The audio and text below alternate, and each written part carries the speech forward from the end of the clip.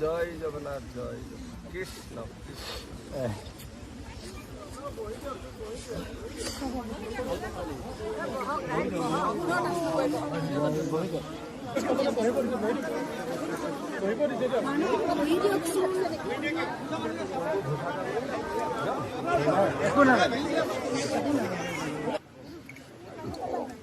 মাতি আহিছো আমি চবকে কৈ আহিছো চব আহক বুলি অকণমান খাব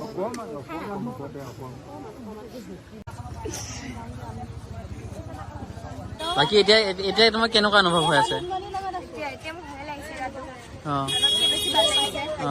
এনে আগৰ যিবিলাক ঘটনা হৈ আছিল কিবা সেইবিলাক গম নোপোৱা ন?